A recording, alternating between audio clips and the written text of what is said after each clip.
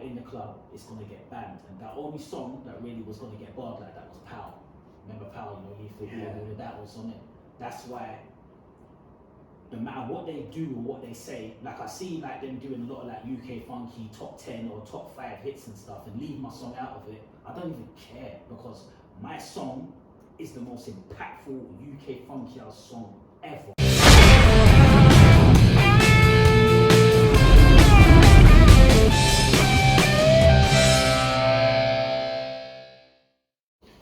You should know about me. Welcome to Real and Uncut with a legend that is Funky Dee. We're going to get right into it. First of all, shout out to our main sponsor, Candle Creek Co. If you don't want your house smelling like a bando, get to candlecreekco.com and order some wax melts. Don't believe the hype, buy into it. Now, thank you for your time, sir. Thank you for coming on the show, and it's a pleasure to have a legend in the building. Yeah, I'll shake your hand for that, brother. Love. So, Always love. love, man. So, first of all, you know, let's take it back. You know, we know you for, well, possibly one of the biggest urban singles in this. This made one of the biggest impacts in the last decade, but there's much more than meets the eye to the man behind that tune, and there's much more coming in the future. We'll get to all of that, but let's take it back. You know, so where's Funky Dee from? Where did Funky Dee grow up, and what's the story behind the man before the rap game? Yeah, before the rap game, I was just a kid from Deptford, Southeast London, Lewisham Borough. I was just a kid just from there, just living life, going to school. I went to Deptford Park Primary School. Being in Deptford Park Primary School, it made you like know how to be like really tough in life, because from there, that was when you've gone into secondary school. And when you're going into secondary school, you have to be prepared for, okay, it's either you're gonna just be the good boy or you're gonna be the bad boy.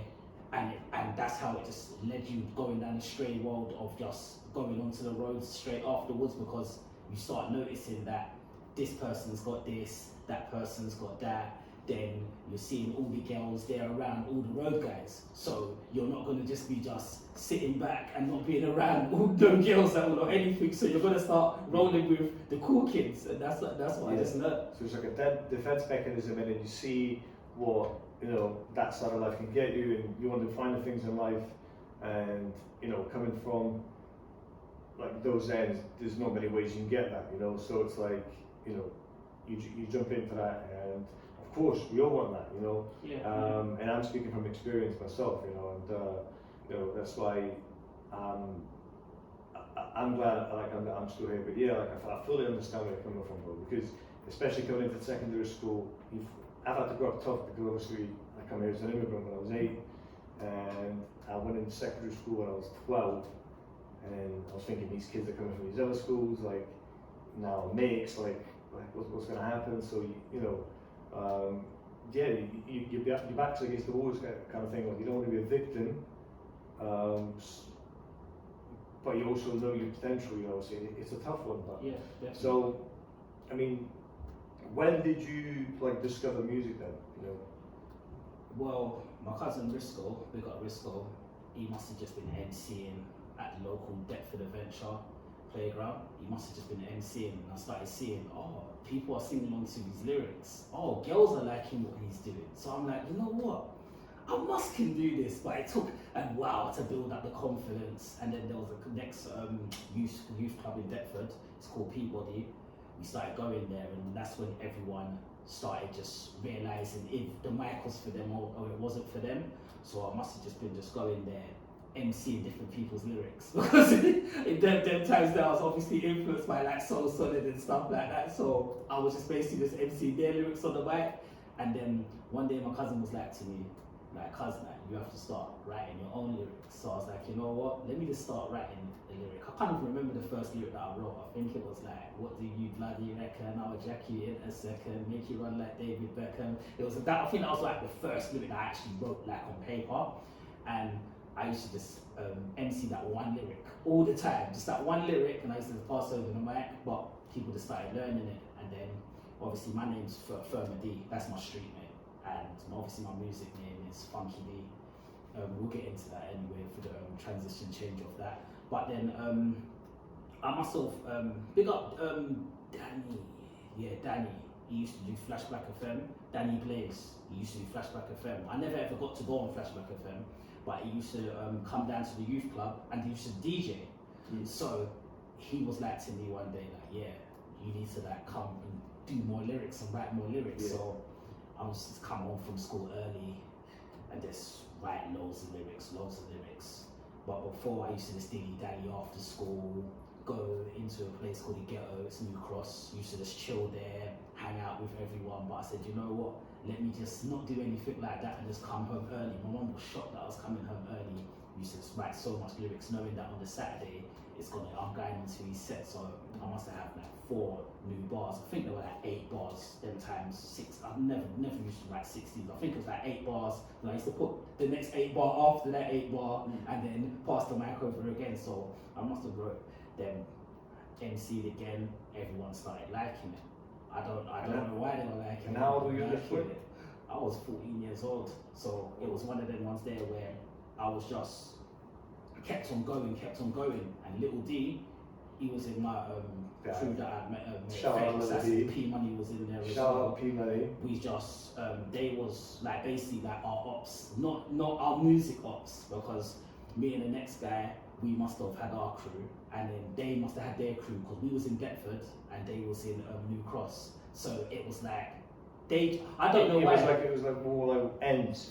Yeah, it was that basically Yeah. competitive, because I must have went to the youth club, and I must have had loads of lyrics these times, and I must have just been MCing, and they were all just watching like, oh my god, this guy's just come from Deptford, he's come over here, and he's just MCing, showing off and stuff, and I was just looking at them like, none of you lot are better than me, and I just left, and then afterwards, they must have done a war dub for me. Must have been cussing me on the war dub, cussing me, and I'm like, you know what, these lot are proper funny, they're proper funny. So afterwards, as time goes on, there must have been an event at Albany. They must have been doing an event, but to do the event, you had to dance as well. So it was like for the dancers and musicians, but you had to dance and do music as well. But I just said, you know what, yeah, I'm just gonna dance. So I must have just joined some dancing group. So I was performing doing the dancing group, and I was performing doing music as well with my So crew. do you remember what it was like learning to dance? Like, It was one of them ones there where it wasn't really it like, kind of like you were just doing it to spit bars. So Yeah. it didn't really matter. Like, it was like, Cause obviously that's what Tupac got into. yeah. I used to watch a lot of the like dancehall videos like Sting and see them performing at Sting, seeing a lot of like Ninja Man clashing and all of that like type of stuff. Just seeing like dancers like Ding Dong dancing, and they used to just all have like the latest dance moves. So when you go into the club, when Bashment was playing, like everyone was doing like the latest dance move. So you had to just watch someone and just learn and see what they're doing, and then you just learn the steps from just watching them dance. So afterwards, when I was doing that, it was like a big risk that I actually took, because everyone was like, oh, how come he's dancing on the stage? But I was just doing it just to do the music side of things. But that was the only way I could get in, by doing it. But you don't think like people thinking like he's got balls doing that as well? No, because it's for people to look at that, it's like, you know, you got ball. Like, take, you know. It didn't, man. Them times I don't think it was that cool. Like for a guy that's particularly why like it took balls to do that, because like, do you know what I mean, like you did it as a step up, as a stepping stone to spit bars. Yeah. But like,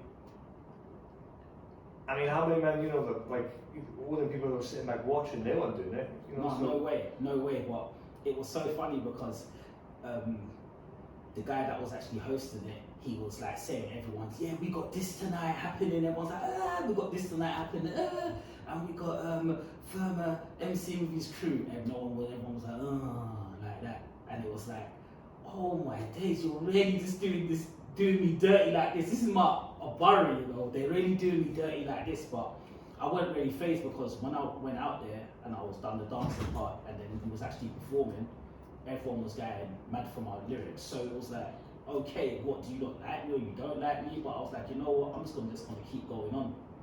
Yeah. I think you turn skeptics into believers that night. Yeah, it was just like that. So I mean, at this point, by Albany, like how much had you written, and how long did you perform when you come out? I think we was on for like 20 minutes, doing a rotation, 32 bars each. But you know, when the crowd's going mad, you get a reload as well, so you just start all over again. Your lyric from the top. It was just like that. It was basically just a whole hack. It was basically such a hack thing. Then afterwards, after that, I started saying to myself, you know what, I need to proper like start trying to take it proper serious and try and come off the roads. But you know what happens, you end up, there's no money making. We're doing this all for free. Yeah, because there's that transition period where it's like the music money coming in and you can't risk getting arrested because you're trying to make music. So it's like, it's a very hard thing. It's very hard, especially at a young age when you're surrounded by people that are about that life. And it's so easy to fall back because you just think, if I just jump back in for a couple of months, I mean, I can make a quick bit of money. But then the other part's saying to you, like, brother, we've got this music thing going. So, I mean, what kind of prevented that, and how did you get past that?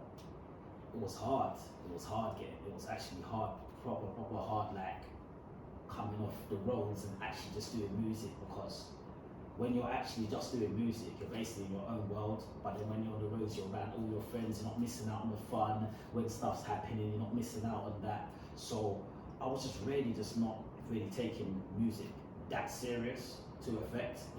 I was just one of them guys that I knew how to make an impact.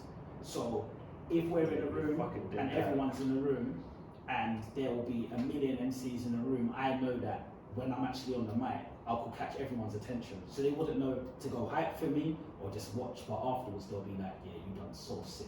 Do you know what, on that topic, like even the people that you're disputing and beefing with now are saying those exact things. Well, like even, you know, obviously I've been following the whole clashing thing. Yeah. And even Luna C was saying, like, when you hear the name Funky Dee, you tune in, like his name is cemented in the industry, like. And there's a guy that was sort of badmouth you. We'll get to that as well, because that's an interesting topic. But so after the event in Albany, I mean, how old were you at that time? I was 16. 16, and obviously then you're facing that question. It's like, wow, I want to do music. So at what point did you think, like, fuck, I can actually make money off this, and I don't need to do the other thing, you know? It wasn't. It was just like, basically, when I made Are You Gonna Bang, that was when I actually felt like okay, and I made that when I was 20. So it was a good jump to that. But afterwards, when you're doing all of them things, it's like, oh wow, like I ended up distancing away from being in the crew, than being with yourself, because stuff happens in your area. But you can't, you can no longer be around because now you're performing, you're touring and stuff. And do you know what, like, I mean, that song wasn't just a bang. I mean, that song was something that, it was iconic in more ways than one. I mean, in that time, I mean, now, even now it's hard for rappers to chart and stuff, but like, you didn't just chart, like, you created an anthem. Like that to me can only be matched with Tiny Tempo Pass Out. And the thing is, like, when you made that, it was a massive impact on not just the scene, but I think it was so big that perhaps it was too big. And what I mean by that is, in the EPs that you've done alongside that, where tracks like Memories and stuff, where you big up the Heartless Crew, and those are great tracks, but they're all overlooked. They're shadowed by Are You Gonna Bang? And I think that there was a gift and a curse. But don't get me wrong, it was much more of a gift. Yeah. Because, like you said, if you walk into and grab someone's attention, I think you grab fucking the country's attention with that. And even now, like, it hasn't let go. And obviously, like, you've got a new remix out now. Yeah. And you know, I've got Flex FM DJ, shout out DJ Nosy, Flex FM every Wednesday at 10 p.m. till 12. I've got DJs wanted to spin that and remix it for sets, and it was so basically you're my age when you made that tune that I was 19, 20 going out to, and that is a song that won't be forgotten. Like it's something that is just cemented, and I think it showed a lot of rappers like, yeah, I can be in the top 40. I can be played in a club. I don't have to just clash on rooftops. I don't have to just do this, and I don't have to just make music for the underground. Like, I think you paved the way for a lot of people. There's a lot of politics between. Everyone will just think, okay, yeah, I made Are You Gonna Bang? It was just that. No, it wasn't. It wasn't just that. I made Are You Gonna Bang? And I had like people from my area. They're hating on me now. Oh, he thinks he's too good.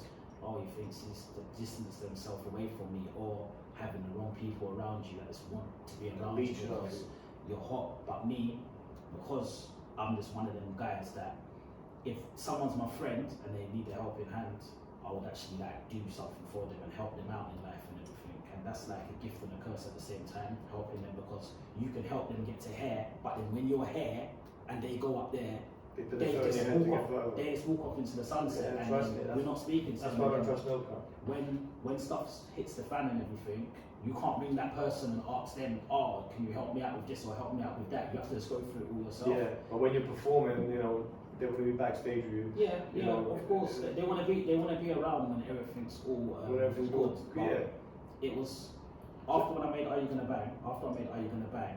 So how did you feel mentally after that song dropped, and you seen the changes in people, and you're kind of like not knowing who to trust at some certain points? Like how, like what was your physical, like what was your mental state like? Like it just overall, being so young and so overwhelmed by all this from this track, from this guy going that way, this guy this guy being around you, like how do you feel as basically looking back at it now, no disrespect, but a kid, 20 years old.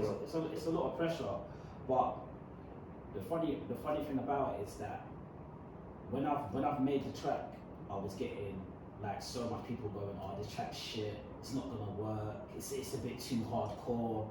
No, and these are close people that are close to me, saying that they're like, oh, you know what, it's no point you going out to Iron and actually doing the song. Lioness was actually on the song as well, but on the next version I take her off.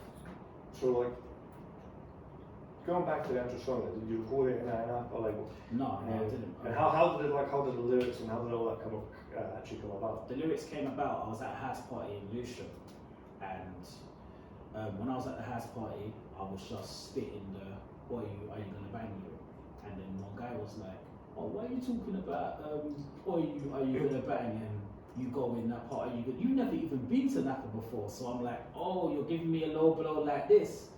Then people at the party was like, "Bro, you're all saying to him about you didn't even go to Napa, but you didn't even have sex with no girls in Napa." And that's when it came on to the next bit of, because it was just, "Oi, you, are you gonna bang? In Napa, are you gonna bang? Oi, you, are you gonna bang? In Melia, are you gonna bang?" It was just simple like that. That's how I had it. That was the first like structure that I had. And then it was like a reply to it, but you did that, bang though. Are You Gonna Bang was basically like a ward because he did rent it at a Accord, he did rent it at a Peds, he did have a 5-star hotel, he did have Lyland Scott, he did have his name on his top. So it was actually like a diss track to him. And that's the funniest thing about Are You Gonna Bang? That it was actually a diss track because he was trying to get onto me, and then I just said, you know what, I'm actually gonna still make this song. So you basically made an iconic, like, charted tune, won't be forgotten. It was a diss track.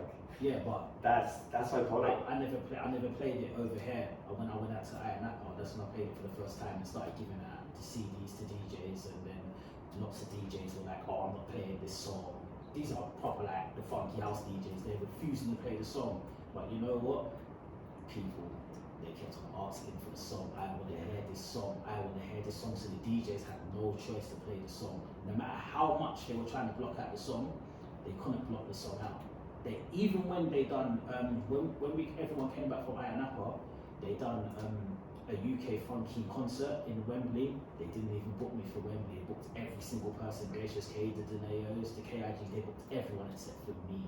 They did not want to let me in, but the people kept on saying, "I want to hear this song." They were playing the song at least 20 times, like, and in a night. You will just be hearing the song in the club, playing 20 times. Are you gonna bang? Do you know how crazy that is? Ask Dammy, yeah. Dammy's living over there now. Big up Dammy. But at that part, he was like basically promoting for that Black and White club and Club Ice. Big up Finos and us as well. He was like, came up to me and he was the first person that come up to me and was like, "I've never seen a song ever do something like this. People just only want to hear that song. They don't even want to hear nothing else. They only want to hear, 'Are you gonna bang though?'" And then guys were coming up to me like, "Mate, you're putting me under so much pressure, you know, because I'm the only person who hasn't had sex with a girl yet. And all my friends are saying to me, 'Bruh, when Are You Gonna Bang?' was playing, they're pointing at me, asking me this. It's a lot of pressure." And this is why the song is still relevant all the way up to now, because it's a real song. Yeah. Like, it can relate to anyone. But yeah, this is it. Like, there's I was gonna say like people would be listening to it before a night out to gas themselves up. Like, That's what I'm saying. and it is always relevant. So why do you think like the DJs and like the promoters and stuff, like what can you like when you had the biggest banger, and it took for the people to get The into their hands? The promoters, they started just, you know what, we just have to just book this guy. We have no choice to book him. But why do you think they didn't like before? I don't. It wasn't even the promoters. It was just the funky house DJs. They were saying it's a bit too hardcore for funky. It's about sex. It's not gonna work. Like, we don't want to really have funky house going in that path. They want UK funky to be more of a party life. So it was understandable, but it was a bit of like, who are you to even say, "Oh this, oh that," because everyone's going crazy for the song when it's playing, and these are the people that are paying you. So like, these are the people that are going into the clubs. These are the people that are dancing to the tunes. Give them what they want. Then there was a time where they was actually going to ban the song because it was playing in so much clubs and people were going so crazy when the song's playing that they was actually going to say, "You know what, in the club, it's going to get banned." And that only song that really was going to get barred like that was Pow. Remember Pow, Lethal Weapon, all of that was on it.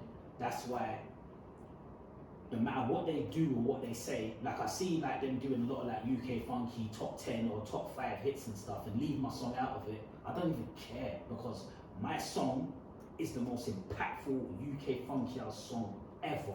No matter what anyone says, they cannot tell me anything, because I've had a national advert on national TV. Are You Gonna Bingo? The Sun Bingo. That was off my song and what I made 12 years ago. You can't tell me anything. My song's been remixed so many times by so many people. They even had an Are You Gonna Make a Cup of Tea song? Like, come on. Like, this is what I'm saying, bro. It's like fucking. It was that good and it was that powerful, and it ended up getting memed before anyone knew her meme what her meme was. Yeah, you go. But to have your song on national TV, like you said, Are You Gonna Bingo? It's crazy. It just goes to show how bitter, the people in that industry can be. But you know what? Like, you can never overpower the people. And, I just love. You got a lot of people. So what was the transition then between like into Funky Dee then? Into Funky Dee. When I came into Funky Dee and I changed my name and everything from Firma D when I was doing grime and everything, I changed my name to Funky Dee because I knew that, okay, if I call myself Funky Dee, UK Funky, it's gonna work. And I knew if I do Firma D, it's too street related and stuff and that, and I didn't want anything stopping, because them times there were very, very hard for like a road guy to actually like go upstairs and actually do what they actually want to do in the music, because they will just get their shows locked off and loads of things weren't playing and stuff, and people are just going in and out of jail, so that's around them, and then they're putting them into the South London Press, what was the newspaper at the time. So was that like a choice of yours to change the name, or was it? Yeah, I just changed it. I just said to myself, you know what, I just want to just take my name and walk the streets and just go into that name. But then, you know, when you're around the wrong people, like when I made Are You Gonna Bang, I was around the completely wrong people. Like I was around like the worst people like you could actually think of. Like if fake love was a friend, that's the only description I could actually give it. Yeah. And people go, oh, you know what, you only made one song, but they didn't understand that I made, because next year I'm going to release all the Funky House songs that I made in 2009 and 2010. I'm going to release them all, but they didn't understand. When I was just doing so many shows. I was out basically every single day, just doing so many shows. So I was in show world and doing music, kind of like, actually it's the same, obviously the same thing, but doing tracks and doing shows, it's a bit hard to record when you're on the road. Yeah, to do the same thing as well. So I'm doing road, I'm doing shows, and I'm not going into the studio. Don't know why I wasn't going to the studio then. When I look back at it, I'm like, I'm messed up. But you know, you just have to just live with it and just learn in it and go, why did I not release all these songs these times? But then I went down a dark path when my grandma died, R.I.P. man. When she passed away, that was like a big blow to me, because my grandma was like my mum to me. So even though my mum's alive now, but my grandma was like, I was with my grandma all the time. Like, so it was one of them ones there when she went, I just went into depression. So I wasn't doing really anything. I wasn't going to no shows at all. My whole shows, I just cancelled my whole shows. Weren't doing no studio. I just cut myself away from the whole world. I just basically in my room. When was this? Like, what period? This was in 2013 when my grandma passed away. So it was just such a big hit that it was like, oh wow, like everything's just taken down. I've just sunk down into a big hole. Like a numbness. Yeah, it was just the worst feeling ever. So when I just had that, I was just like, you know what, I just basically just gave up. But me, how I look at myself now, I look at myself as Superman now, because I beat depression. I done that myself. So it was one of them ones where no one could get me out of it except for myself. Like one day I just woke up and was like, you know what, I need to just fix up and stop moving at some ways, man. Obviously, big things happened and everything and that, but I need to really, really start coming back to myself and finding myself again. And it's so crazy how that happened, because it was like a year and a half I just let this fly past, just not just giving up on life and everything. So what made you just think, like, I need to fight this shit, like because it's I know from past experience, it's a dark place to be in. So I mean, especially when you've got that limelight and that spotlight, and you've got that over you as well. It's like, what made you just think, do you know what, I'm gonna do this? Like, was there, was there something? Was there someone, or was there a goal, a target, or like, what was it that sparked that initial? I don't know what it was, but one day I just said to myself, you know what, I just have to just fix up and just get on with life and everything. And then after that, when I actually started getting back into myself and everything and finding myself, it was like, oh, am I gonna do music, or am I gonna just like pursue another career and get a 9-to-5 job? But is it going to work me getting a 9-to-5, because I'm not used to having someone telling me what to do. I'm doing everything myself. So I said to myself, you know what, I just have to just do my own way of just making money and getting through. When I went to prison, when I'm in prison now, people can forget about you just like this. You know this already. You've seen people in your life and everything and that come and go. You've seen artists just come and go and disappear and everything, and you don't ever see them again. You find out who's there and you're yeah. There's so look how many people that have made like massive songs and everything, but it was only massive just for them. It wasn't massive 10 years later, 12 years later, 13 years later, still playing in the clubs and everything and that. Because that's when you can't beat something that the public love. You cannot ever beat that, no matter how much negative that people can put on the song. Love always wins. Love always wins. Always wins, no matter what. So when I went to prison, it was like, oh, you know what? I need to really fix up now. What am I doing here? But then it was. So how long were you away from? I was away for a year.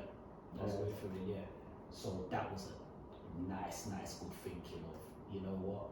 You need to really like come out of here and really just do what you need to just do and get through life and that. Try your best to stay out of trouble, come away from the roads, because it's so crazy, because no matter where you go in life, it's like it just follows. Yeah, honestly. It's like it just follows. I will always have someone like trying to test me with something, whether it's going to the petrol station and I'm putting my petrol pump in, someone might just come right next to me and try and grab the pump, the same pump that I'm having, knowing that I've actually using the pump. But because of what's going on right now, people are just rushing around for petrol. So yesterday I'm using the diesel pump. The guy's trying to grab the same pump that I'm trying to grab, and I'm like, mate, I'm grabbing the pump. He's like, oh, I've got to go to work. I'm like, mate, I'm just trying to say that, like, mate, give you the look, like, mate, serious. Right, I've not got no time arguing with a petrol pump. But then things there, if my head was in a whole other place and I was going through what I was going through, my grandma passed away, I'd have punched them up or something. They end up getting caught on camera and going to prison. Yeah. So, but now I've learned how to really control my temper, how to not make nothing affect me at all or anything. So you gain essentially emotional intelligence. Of course. So I mean, while you were away, I mean, what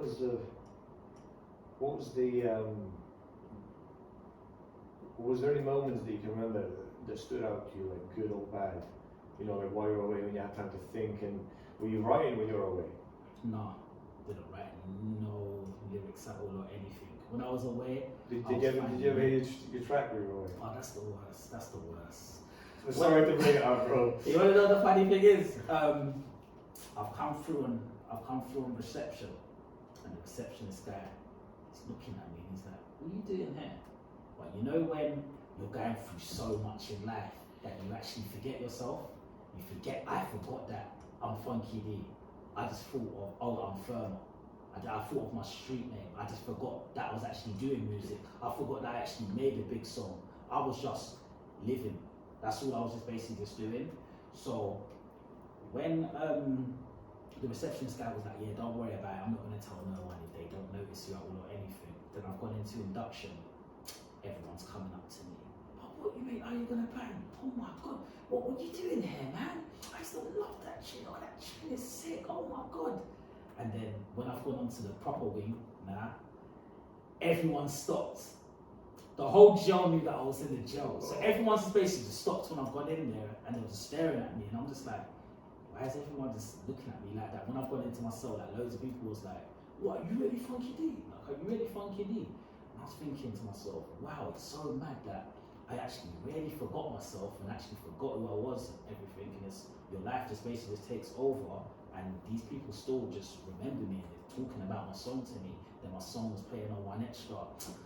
And I'm in my cell and I'm just like, oh my God, what have I done? Like, I've done some mistakes. I need to come out of jail and fix up.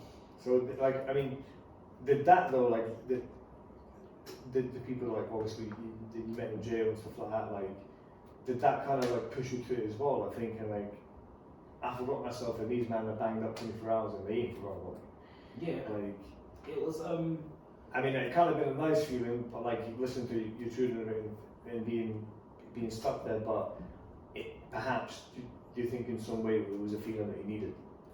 It was a feeling that I needed, but I didn't want that feeling at that time. But you know, when I look back at it, I'm just like, you know what, that really made me really know when I come out of life, when I come out of jail, I need to really start fixing up and everything and just get back onto music or actually pursue a next career. That's the only thing I've actually got to actually do. So what would your next career been if it wasn't for music? I'm not even too sure. Like, I think I would most probably have been doing mentoring or something like that, just helping out like the youth. And that's what I was actually doing like a lot, but I was actually not actually doing it, but I was doing it like the roadway. Like I was just like you just seeing like the youngers in your ends and be, oh, you want to be rolling that for, bro. You don't want to be like me, bro. Like man's had bad days on the road. Obviously people are not going to tell you that the bad days that they've had, but I've had a lot of bad days. You don't only want to be coming down my lane, what I'm doing and everything what I'm doing. Obviously you're seeing me having a nice car, having a nice watch, having all the latest clothes and everything and that, but these things, man, it comes with a lot of things. Like you ain't seen mum's house getting raided, you ain't seen me in court or looking at my mum in the dock.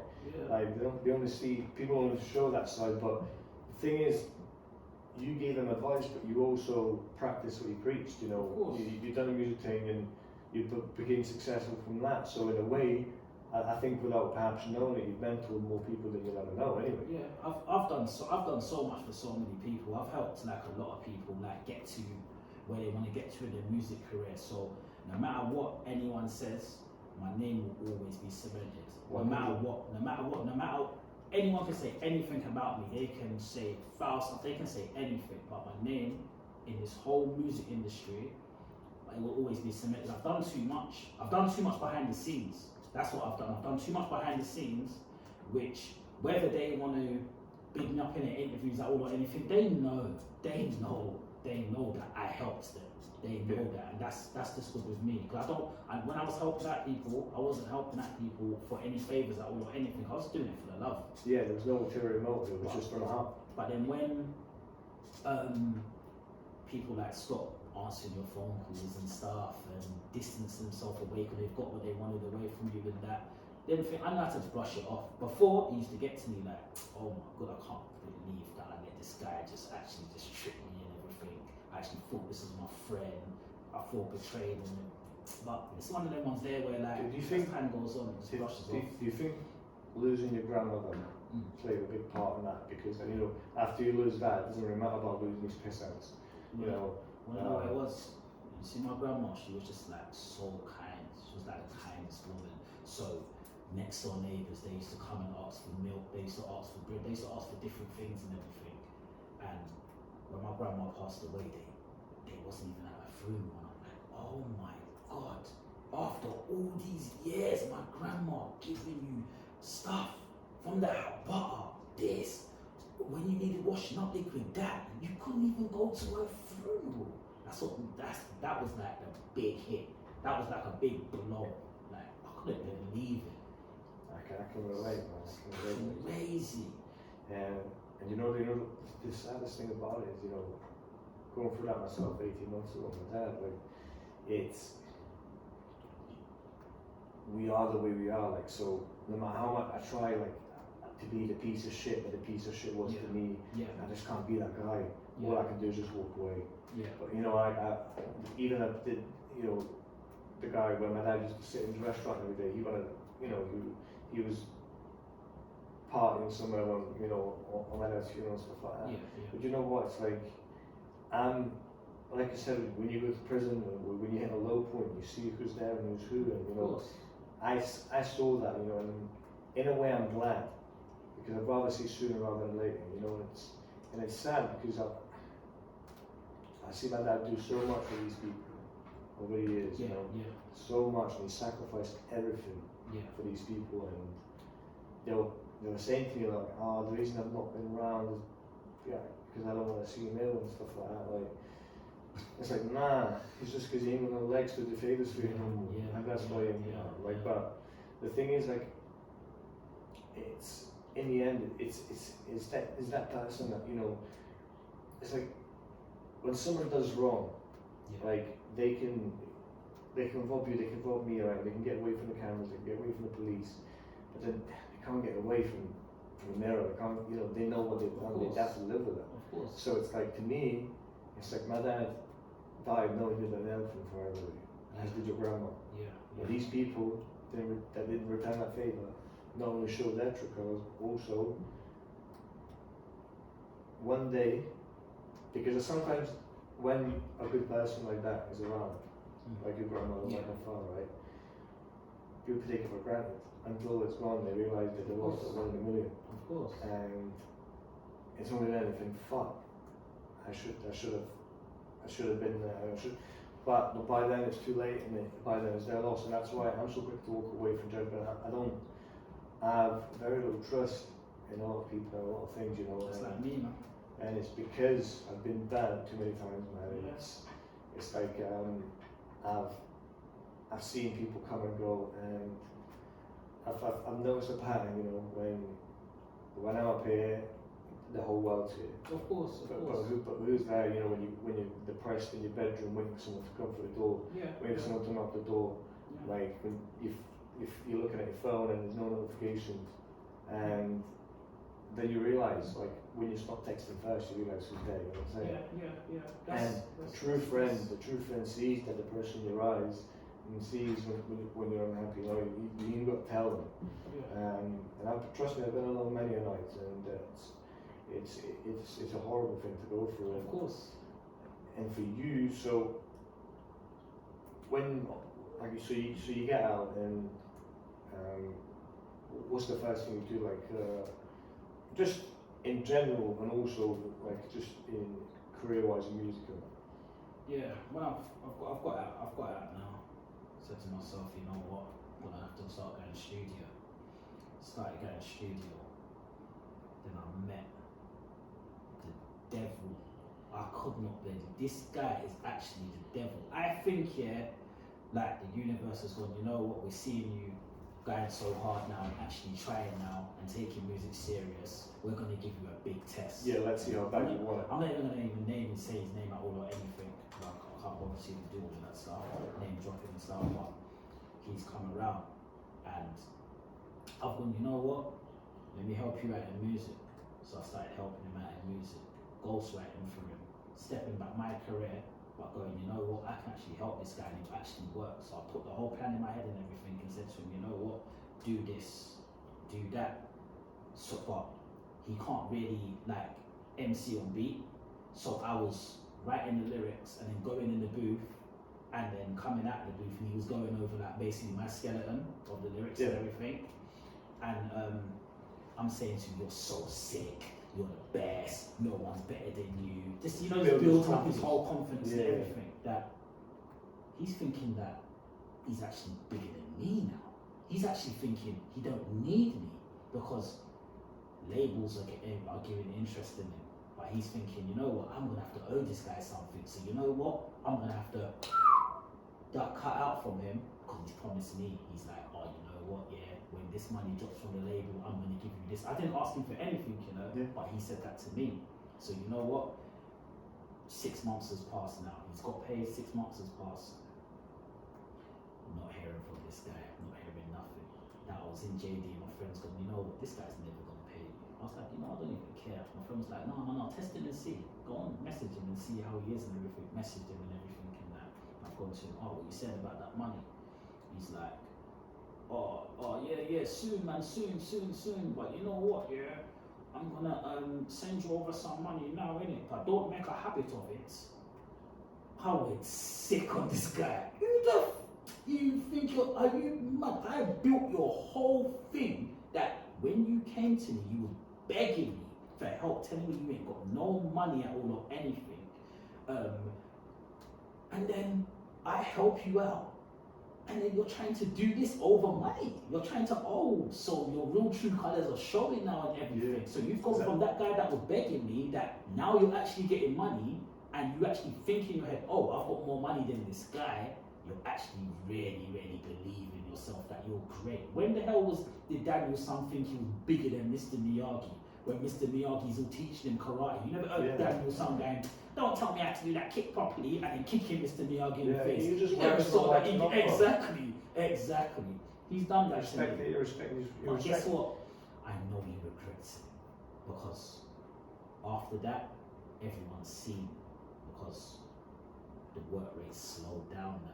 Because it's easy when someone's writing all your lyrics for you and everything, and all you got to do is just learn them lyrics and stuff. You're not putting the rhymes and everything together. You're not doing all of that hard work. I'm doing all of that work. I'm going in the studio and showing up. I'm giving him the source. I'm giving him the, do a song like this. Do a song like that. He's just listening. Yeah. That's a good idea, you know. And then he just done that to me, dissed me. So I said, you know what? I'm gonna give you a nice backhand. You get me?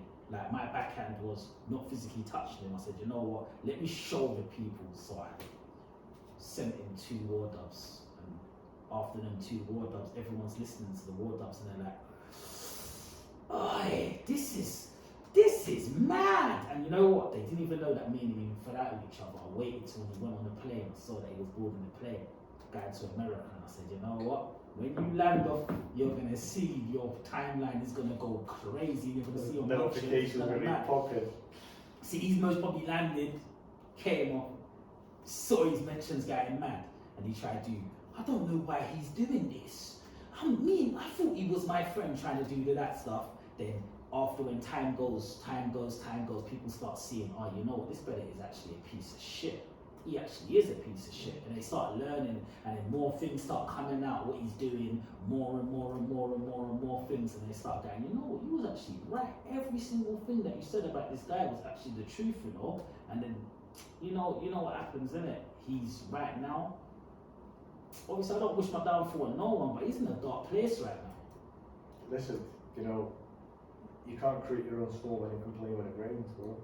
That's a fact, and that's why I tell people all the time, like no matter whatever you say, innit, like a lion, like you cannot talk to a lion and a lamb the same way. You cannot talk to a lion and a lamb the same way. Like the same way is you cannot, no matter what people say or what people think, you cannot talk to a kid differently how you will talk to your friends. It's not going to transition to them. You're talking to your friends, you're talking to your kid. Yeah, so what you know that you can't do that. Your kid will be looking at you like what? You have to put on a little voice and everything to make them understand. And this is the thing, I get criticised for this a lot, right? Because I'm like that, right? With people are like, you know, why is he when he's speaking to someone in the vacuum, why does he talk like this? And when he's speaking to someone, why does he talk like that? And I'm like, well, why the fuck do you talk to a baby like giddy your hair out? Exactly. I'm adapting to my surroundings. Exactly. And I'm still conveying the same point. The fucking fact that I'm doing it differently and saying it in a different way, and using different slang and terminology, the point still stands. No one can tell you how to talk. No one cannot tell you how to talk. That's my podcast. If you listen to them, me wouldn't be talking right now, and that's a fact, because you would have just went, you know what, I'm not going to do this, I'm not going to adapt, and then most probably wouldn't be doing podcasts to build up your confidence, because people might look at someone that does a podcast and think it's easy. It's a lot of work. It's a lot of building up confidence. So they say everyone's doing it, but everyone is not doing it. Like how you will see a lot of people doing rap, or a lot of people doing dance, a lot of people doing acting and stuff like that. Well, and here's the thing, like, you know, one of the criticisms I had is my mate was like, oh, basically I've got this little mark here that doesn't rate the whole thing. He says I'm doing it for the wrong reasons. Now, first of all, like, how the fuck do you know my reasons for doing my podcast? Second, he's got his own podcast, right? And my mate says, well, he says he doesn't like it because he likes podcasts to be the art of conversation. Now, I'm thinking, the reason why sometimes like my podcasts aren't the art of conversation is because I have a guest that's got an amazing story, of course, and I'm letting them talk, of course, and I'm chiming in. Yeah, you know, I'm not just sitting there getting stoned and talking to my friend. Like it's still the art of conversation. You tried the art of interview, you know, like, and not only that, the guy's his podcast. He's never done a face-to-face fucking podcast. You know, I'm not even going to say his name, but shout out to the other lad, the one I love. And I always take his criticism, and I always take it because I love it to pieces, right? But yeah, like you said, like, you know, before podcasting, I was writing for 10 years. Before that, I was vlogging, I was making videos. You know, I was trying different outlets. Stand-up comedy. I've written over 600 fucking rap songs. Right? And I want to make a spoken word album. And I wrote that. It's called Merciful Angel. And the reason why it's called Merciful Angel is that was the name of the operation of the bombing of my country. I lost my house and so on and so forth before I came in. And I've got 12 tracks on that. And actually, like, I'm gonna get met Els, shout out Els by the way, shout out Tastio Studios. Yeah, big up. Big up. Always supporting. Also, 9th of October, SH dropping GRM Daily. Els is a boy and one of my very close friends. But yeah, I want him to help me, with the flow and stuff like that, and maybe even yourself. I need. I can show you a couple of bits after. Because I've been, like when I was in a dark place, that's all that kept me going. Lyrics like, there's a lot of lyrics I remember, like, but then like, I said to one of my friends, I said, "But I've got a flow." My friend was like, "Bro, you got a story. You can just talk it." But like, it's something I would love to do, and it's something I would love to do for my next project. And I'm thinking, a lot of people are laughing about it. That's what it means I have to do it. Yeah, but they can't laugh about it because you've seen stuff that they ain't seen. But I've noticed whenever someone's laughed or whenever someone's made me feel uncomfortable, something's great's come from it. Of course, you're not from this country. You've come over here. Just remember that you had to adapt, learning English and them things. They can't tell you anything because you've seen life as it is. Yeah, and the thing is, like, you see, sorry to interrupt you. No. It's like I see these people fighting for petrol, and I'm thinking, like, I remember the bombs being dropped on my country. Like, we wouldn't fight for water. Yeah. We would split water. My dad told me the most expensive thing in life he's ever found yet. He says he's walking for an alleyway and he's seen 2 gallons of water. Yeah. And he says, like, bro, I went home, like, to use for that water, which was so pleasant. 78 days of hell.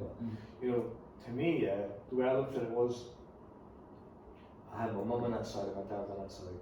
And then after that, because we weren't allowed to fly during the war, so we had to go through it. It's mad, they even have rules in war, like 7, they've got shifts for it, but they won't. Like at 7 p.m. you had 15 minutes to find shelter, and then you have to, in that shelter you went to 7 a.m. and you're all back out. And you would just open your house to school. That is scary. It was. I remember one time, my dad was just much of a savage, right? He's like, look at his clock, it's 5:57, he's like, they're late, maybe they get lost. Crazy, man. But then when I came here, it was tough because obviously the one you see now is it's multicultural. There's a lot of Polish, and I guess in London it was like that for a long time. But I come from a small town. I was like, I should get a trophy for being the first foreigner. It was hard.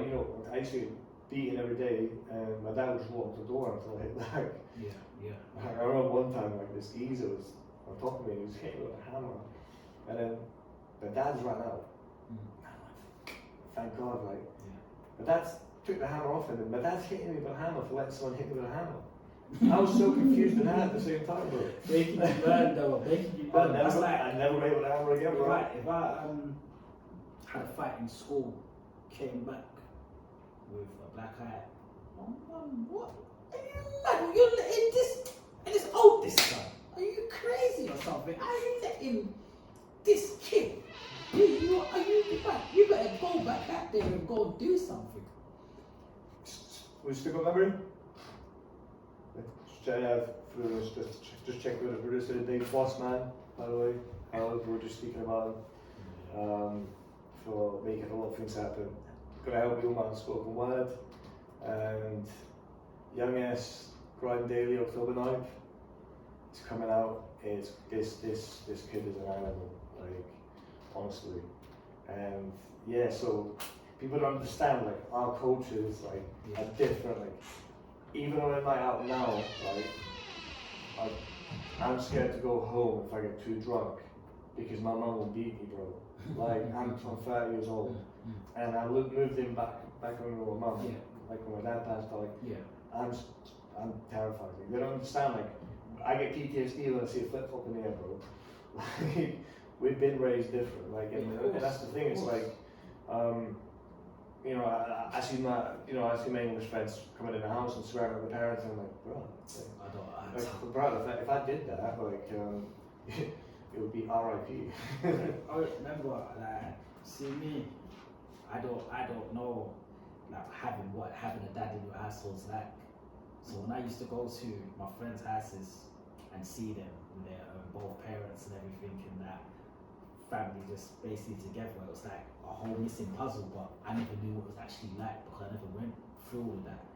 Later on in life, I found out who my dad was and everything and that.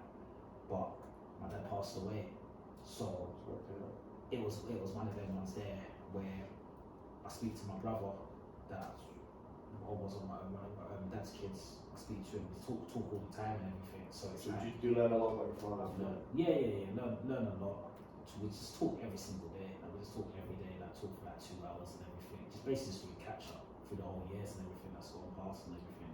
Good. And I always think like, oh wow, like if I had my older brother and everything in my direction and stuff and that, I think I would have been a whole different path. But it's one of them ones there where you can't look back at time. You just have to just keep on going. Yeah, It's new memories. It's a hard one because I fully agree with you in the sense that like if I didn't have, like I said, if I didn't have it on my left hand and my right, I don't know if I could have made it through this. Yeah. And that like that pain is something I'll never understand. And even though I've lost my father, that's still to me like at least I was blessed to have a man holding my hand for 20 years. And he was my best friend. Like we did everything together, flew planes, everything. Yeah. Like and we had such a beautiful relationship. But I'll tell you one thing: unconditional love comes at a heavy price, man. And there's not been a day in the last 90 months where I haven't felt that loneliness, and I don't think that's ever going to change. But you know what? Every time I try to be sad about it, I remember something he said that makes me laugh. But in a sense, you have to also give yourself credit for how far you've come.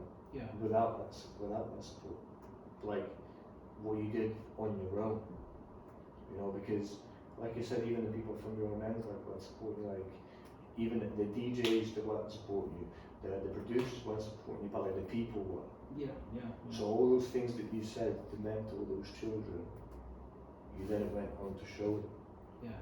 And now kids from Lewisham, kids from all over the ends, look at people like yourself and think, right, you know what? Like we were the same 24 hours in a day. Are these the people that are gonna get me to the Ivan Bank stage? These people are gonna get me into the scene on stage? Yes or no? No. So don't distance themselves away, don't you create a blueprint, and even in the scene, after you drop that, you've seen people renting out Chris Brown, you've seen people coming in, and that's not disrespect to Chip Park, I think Chip was fucking great. Yeah. But like a lot of people went pop after that. Yeah. Like a lot of people did. Obviously before that you had you wearing a Rolex and stuff, but like after that it was like, because obviously Tiny came out at the same sort of time as you. Yeah. Like, but everybody else like kind of looked at you and him and they're like, well, this guy's got Ivan and Bang, and so the pass out, like all the girls go mad. The DJs are spinning it 1,100 times in a night. Like it's getting spun so much. Like it's crazy. It was so mad. It was so mad because obviously Pass Out, obviously that song there, that was the label, that whole label backing and everything. Before Are You Gonna Bang Though even got the single deal, before I remember it was a massive song already, and it was competing with like such big songs that was actually getting big label backings by majors like Sony and all of them things. That was so crazy because all the other songs like Gracious K, that was Sony, KIG, I can't remember what KIG was, like Deneo, all of them, they all had like major labels backing them and everything, where me, you were just handing out CDs, handing out CDs and everything, just basically all by myself, just building up the whole song, where it made me just go, you know what, it's so crazy how if you put your mind to something, it can actually just work. You just can't listen to anyone. You just have to just do you and how you feel at that time.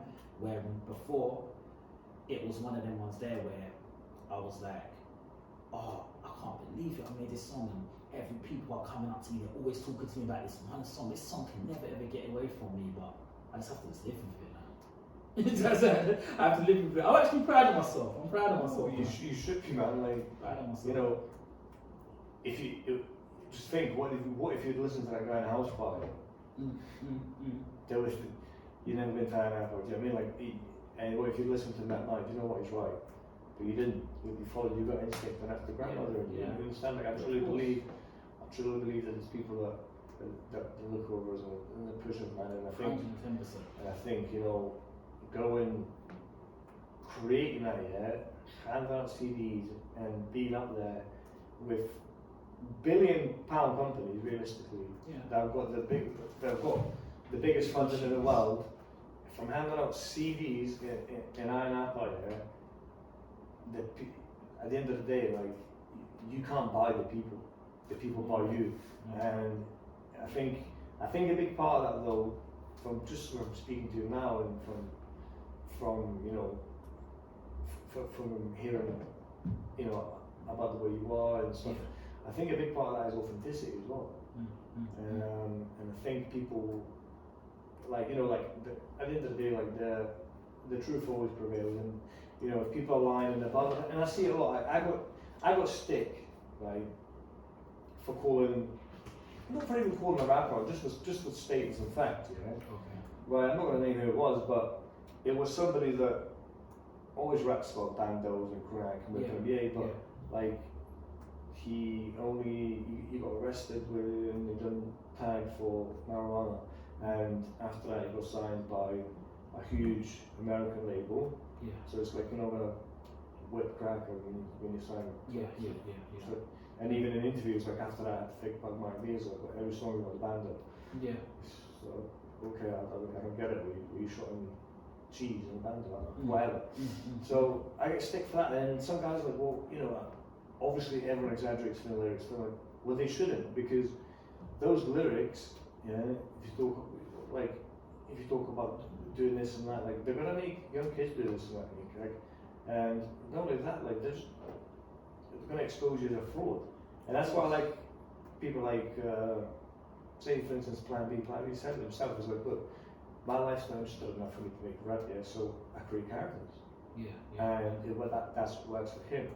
You know, there is a lot of real people in the game, but what you notice is that the real people don't glamorize this shit. Like, they talk about it, like English Frank said, they don't glamorize it, analyze it, and that's what they can do, is just talk about what they've done. It's like, and then, you know, the people that are doing it and rapping about it, I mean, look at the likes of Nines and stuff like that. Nines is an amazing rapper, but you can't, I don't know, it's like, he got arrested for exactly what he talked about in his last album.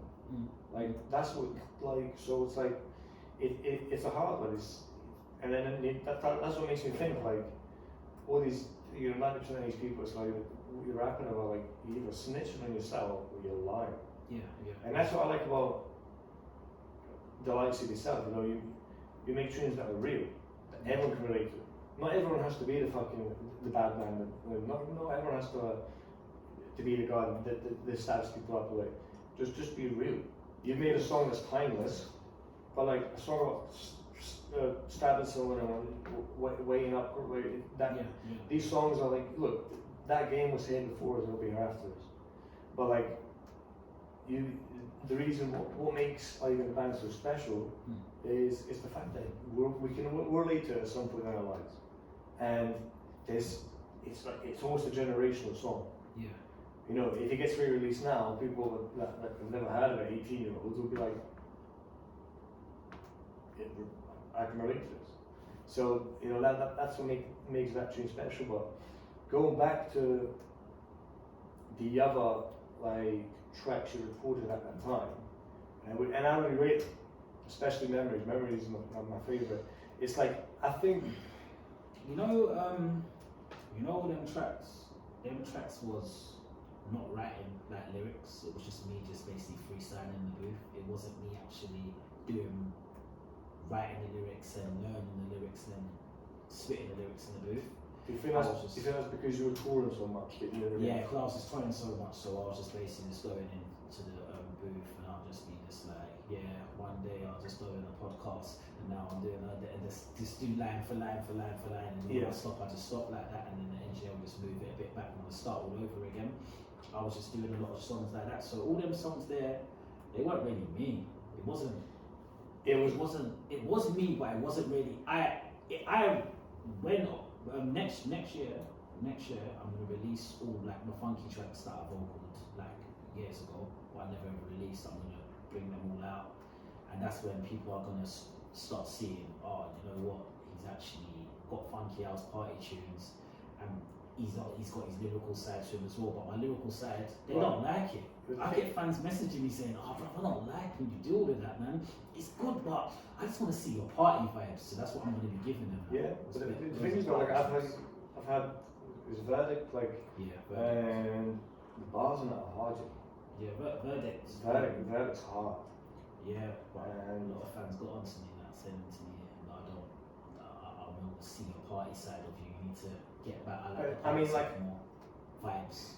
Personally, what do you want to do musically? I'm going back to my self, man. Party vibes, just party MC. That's what I am, like an entertainer. You should know about me. Like an Come entertainer. on. I'm going back to that side, not just taking it serious or anything, just doing me and just. The thing is, I mean, like when you drop that tune, like, was that like, you know, you were touring and stuff, like were you genuinely enjoying doing it? Because like some people, like, you know, they'll make a hit, but like they won't enjoy the touring part of it. But like I felt like watching you like on stage is like you're at the energy's like still there, like and I think, you know, like I think if we went back into that, like it would be great to see, especially now with so many new names, and you know, and now that US rappers want to collaborate, like that. I mean, even How You Gonna Bang though is a track that US artists could jump on. You know what I'm saying? It's like, so it's. I think now, fast forward, you know, 12 years, well, almost 12 years. The fact that we're even speaking about it, it goes to show, it speaks for itself. But I think, you know, if that party side comes back when you drop that next year, like I think it'll influence a lot of overseas artists and a lot of UK artists. It'll piss a lot of people off, don't get me wrong, because like I don't even care. Like I'm doing this for me. Well, and this is what I want to get into next, right? So, obviously I follow, you know, I follow the industry. I'm waking up, and then I see you on Twitter, like going at Shotty and going at Luna, like to battle, like what was it like did you just want a new challenge, or did you just was it something that you were just like, right, you know what, I could do? I watched American battle rap in America, like URL. I watched that stuff, and I was watching UK battle rap, Don't Flop. Before that just disappeared, I was watching a bit of that. Yeah, I remember. Forgot about it afterwards, started watching more of the Americans. And one day I just woke up and I said, you know what? I'm gonna smoke one of these UK battle rappers, you know. And then I saw Shotty do a tweet time ago about industry people coming over to battle rap. The last person that went over was obviously Bonkers. He went, and then he was against Hitman Holler. That never went quite well for Bonkers. So no one ain't really done the crossover again. So I said, you know what, I can do this crossover. This is easy. So called out Shotty. Shotty was like to me, oh, we got a battle with Young Gunner visuals. Me and Visuals must have done a face off on YouTube, and then afterwards we're getting a phone call. Oh, Luna wants to battle you. What? I thought I was battling this guy. So it's gone from this bottom tier guy to this top tier guy. Yeah, because for people who don't know, like Luna is like renowned as one of the best battle rappers in the UK. Probably the best. You think but like that, what I'm saying is that's what he's perceived as, and he's called you out even though you meant to battle this guy. So like, carry on. I'm just So Luna wants me now. So I'm just like, oh, you know what, I'm just gonna smoke this Luna guy. This guy's gonna be so easy for me to just smoke. Afterwards, me and Luna done an interview. I didn't watch it, told one of my friends to watch the interview. I watched.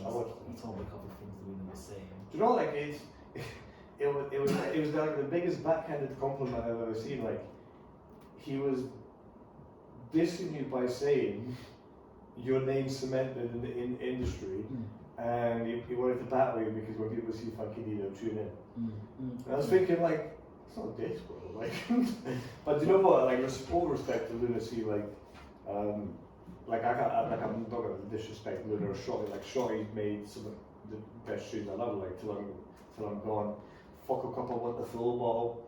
Laughing at fast play, full throttle. Well, you know, It's getting easy.